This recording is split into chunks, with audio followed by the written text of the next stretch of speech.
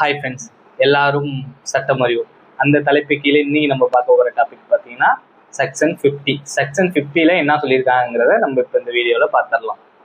தூண்டுபவர் இன்டென்ஷன்ல இருந்து மாறுபட்ட இன்டென்ஷனோட தான் செயல்பட்டா அந்த அபட்மெண்ட் தூண்டுதலுக்கான தண்டனை என்னென்ன அப்படிங்கிறத நம்ம இப்போ இந்த வீடியோவில் பார்க்க போகிறோம்.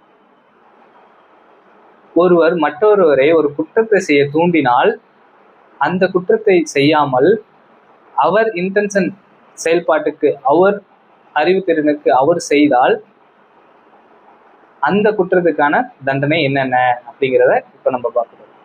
இப்போ எக்ஸாம்பிள் பார்த்தீங்கன்னா ஏ வந்து பிஏ வந்து சிஏ போய் காயப்படுத்து அப்படின்னு சொல்லி தூண்டுறாங்க அப்படின்னா அந்த இடத்துல பி வந்து சிஏ அவர் இன்டென்ஷன் நோக்கத்துடன் அவர் போயிட்டு கொலை பண்ணிடுறாரு அப்படின்னா அந்த இன்டென்ஷனுக்கான தண்டனை என்னங்கிறத இப்போ நம்ம பார்க்க போகிறோம்.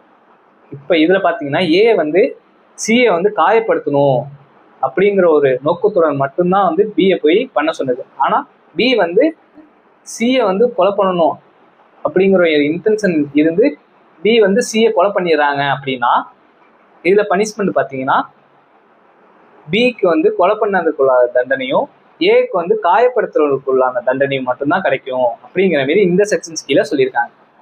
எல்லாரும் சட்டம் அறிவோம். நன்றி.